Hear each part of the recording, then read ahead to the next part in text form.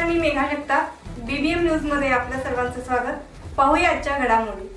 तेव्हा गळ्यापर्यंत हात आणणाऱ्या माणसांना आपणाला व्याजासहित हिशोब चुकता करायचा, तो केल्याशिवाय स्वस्त करणार नाही.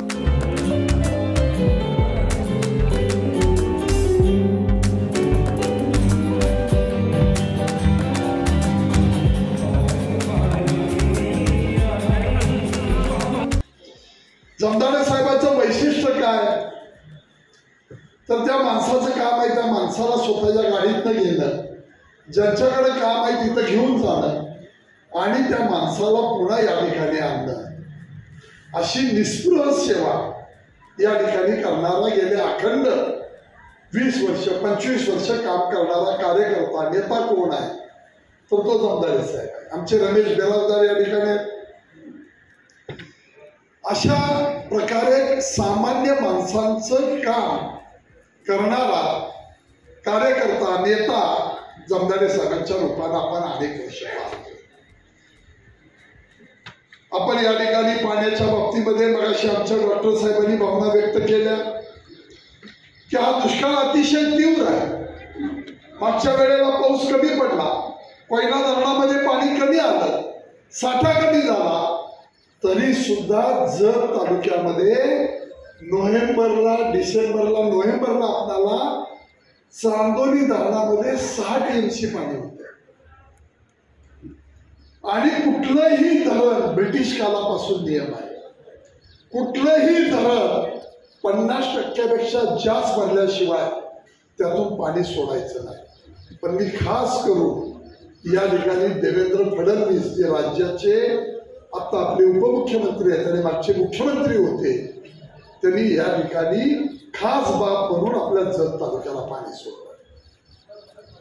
पाणी आलं, पाणी सोडलं.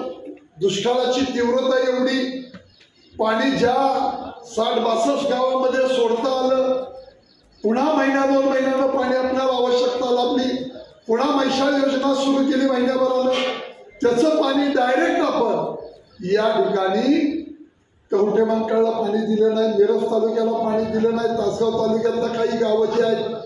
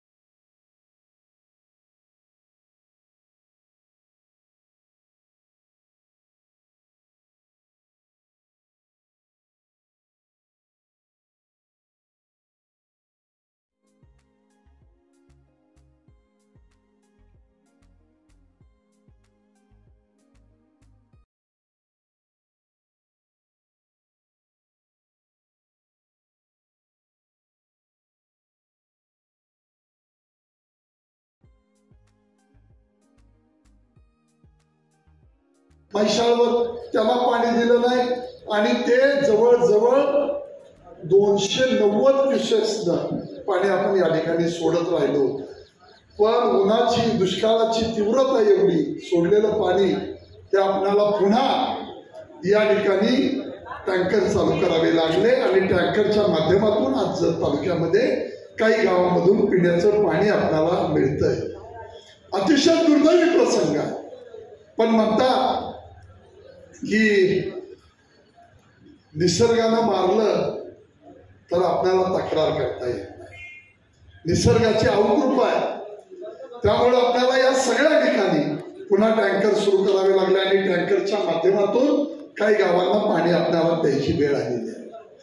मी आपल्याला विश्वासानं सांगतो की जवळजवळ 35 ते 36 किलोमीटरच्या आसपास ह्या मल्हारपर्यंत येणारं जे पाणी आहे, पाईपलाईन आहे, ते पाणी आता आलेलं आहे. पुढच्या एक 6-7 महिन्यामध्ये ते मल्हारच्या टेकावर येणार आहे आणि तिथनं डिस्ट्रीब्युशन लाईननं 5-6 ठिकाणी त्या डिस्ट्रीब्युशन लाईननं राहिलेल्या 65 गावांना आपल्याला हे पाणी द्यायचं आहे. हा कालावधी आपल्याला वर्ष ते जास्तीत जास्त 1.5 वर्ष यामध्ये पूर्ण करायचं आहे. त्याचे टेंडर निघाले. आचारसंहिता 4 तारखेनंतर संपती, ते उघडले जातील, कामाला लवकर सुरुवात करून घेऊ, त्याचा सातत्यानं पाठपुरावा करून ते डिस्ट्रीब्युशन लाईन सहित हे काम आपल्याला 18 महिन्याच्या आत पूर्ण करायचं आहे. त्यामुळे हा येणारा दुष्काळ हा शेवटचा असेल एवढा विश्वास तुम्हाला या निमित्तानं देतो. मी तुमचं मनापासून ऋण व्यक्त करणार आहे. अनेक नेत्यांनी मी अडचणीत आहे असं समजल्यानंतर माझ्यावर वार करण्याची भूमिका घेतली. मी कुठतर सापडलोय असं वाटल्यानंतर मला त्या ठिकाणी संपवण्याची भूमिका घेतली.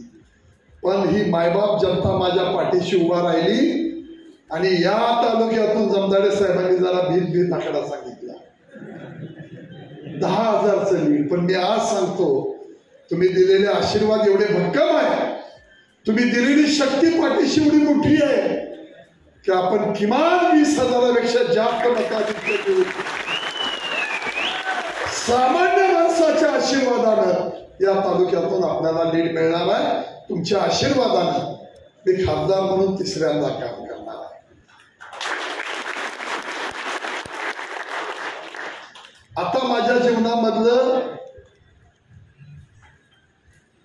शेवटचं मी हे इलेक्शन करण्याचा प्रयत्न करतोय. कारण आता खूप दिलं तुम्ही. एकदा विधान परिषदेवर गेलो, 6 वर्ष काम केलं, 10 वर्ष खासदार झालो, आता तुमच्या आशीर्वादानं पुन्हा 3ऱ्यांदा खासदार होतोय. माझी आवड ही लोकांची सेवा आणि परमेश्वराचं नामस्मरण, त्याच्यामुळे आपलं आत्मकल्याण होणार आहे. तुकाराम बाबांनी बागडे बुवांचा आशीर्वाद घेतला आहे. हे जे आशीर्वाद आहेत ना, ते आशीर्वाद आपल्याला तारताय. परमेश्वराची, महाराजांची, लोकांची ही जी भूमिका आहे, जे आशीर्वाद आहे, त्याच्यामुळे आपण हे सगळं काम करतोय. मला आपल्याला एवढंच सांगायचं आहे की विस्तारित महिषा, जमदाडे साहेबांनी काढलेला विषय MIDC आणि या ठिकाणी निर्माण होणारी जी पिकं आहे ती पीक व्यवस्था, पिकांचं नियोजन, पाण्याचं नियोजन आणि त्याच्यावर प्रक्रिया करणारे उद्योगधंदे आपल्याला निर्माण करायचे आहे. या जत तालुक्याला सगळ्या जिल्ह्यातला श्रीमंत तालुका म्हणून पुढच्या 5 वर्षामध्ये या जत तालुक्याचा नंबर असणार एवढा विश्वास तुम्हाला देतो. तुम्ही, माझी विनंती एवढीच आहे की आपण हे सगळं काम करणार आहे, त्या कामामध्ये तुम्ही सातत्यानं मला आशीर्वाद द्या, सहकार्य करा.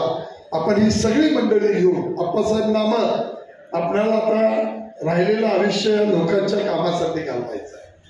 सगळे तो विजन पडळकर आहे. जमदाडे साहेबांच्या बाबतीमध्ये त्यांनी सांगितलं की ज्या भावना आहेत, माणूस काम करतो त्यावेळेला निश्चितपणे त्याच्या भावना असतात की मी काम करतोय, मला त्याच्या पुढचं पद मिळावं. जमदाडे साहेबांची इच्छा आहे, या ठिकाणी अनेक काम करणारे आमची इच्छा आहे, मी तुम्हाला काही रिटायर्ड करत नाही, पण डॉक्टर तुम्ही लय हुशार माणूस आहे. डॉक्टर पेरायचं किती आणि पीक कापायचं किती त्याचा अभ्यास करतात. मागच्या वेळेला त्यांनी केला प्रयत्न, पण ज्यांनी त्यांना उभा केलं ती अवसानघातकी माणसं निघाली. त्यांनी तिकडनं वर हात केले आणि डॉक्टर शेवटच्या क्षणाला मागे येऊ शकत नव्हते, तरी तुम्ही लढाई केली. डॉक्टर, आता आपल्याला भारतीय जनता पार्टीचा आमदार होणार आहे, आमदार करायचा आहे, ते तुमच्या सगळ्यांच्या जीवावर. मी तुम्हाला विश्वासानं सांगतो की आपल्या जीवनामध्ये लोकांचं भविष्य हे उज्ज्वल करण्यासाठी काम करायचं आहे. आता कुठलं पद, प्रतिष्ठा तुम्ही खूप दिलंय, मला खूप दिलंय. आता जे राहिलेलं आयुष्य आहे ना, ते तुमच्यासाठी खर्च करायचं आहे. म्हणून तुम्हाला मी सांगितलं की या सगळ्यामधला श्रीमंत तालुका 2029 साली आपल्याला हा जत तालुका असेल.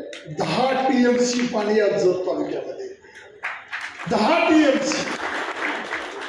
आपलं क्षेत्रफळ मोठं आहे, जमिनीचं क्षेत्र मोठं आहे, जमिनी चांगल्या आहेत, माणसांच्या अंगामध्ये पाणी आहे आणि आता जमिनीला पाणी पाहिजे ते मिळतंय.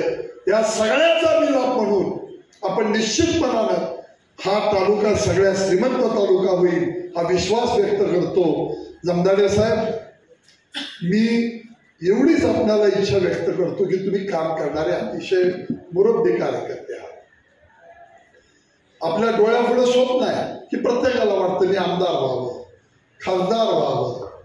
ह्या भूमिका त्या दृष्टीने आपले प्रयत्न आहे ते करत राहू. पण भारतीय जनता पार्टीचा आमदार या तालुक्यामध्ये असावा आणि या ठिकाणी तो काम करणारा आमदार असावा ही भूमिका या निमित्ताने व्यक्त करतो. जमदार साहेबांची जी इच्छा आहे त्यालाही मी मनापासून माझ्या शुभेच्छा व्यक्त करतो. पण सगळा वेळ हा आपण आता या कामामध्ये घालवूया आणि लोकांच्या भल्यासाठी, लोकांच्या जीवनामध्ये परिवर्तन करण्यासाठी आपण सगळा वेळ देऊया. जमदाडे साहेबांनी बँकेच्या माध्यमातून खूप काम केलं. मोहनभाई आहे का या ठिकाणी, खूप चांगलं काम केलं. मगाशी आमचे सत्यजित भाऊ त्यांनी सांगितलं की जी शेतकऱ्यांसाठी वन टाइम सेटलमेंटची योजना आहे त्या योजनेसाठी जमदाडे साहेबांनी खूप मोठा प्रयत्न केला. तुम्ही व्यापाऱ्यांना देता, उद्योजकांना देता, मग शेतकऱ्याला का नाही?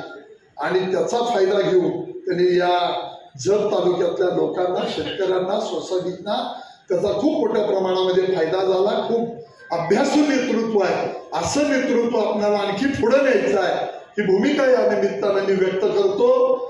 आणि जाता जाता एका गोष्टीला निश्चितपणाने स्पर्श करतो की ज्यांनी ज्यांनी आपल्याला चिमटे काढले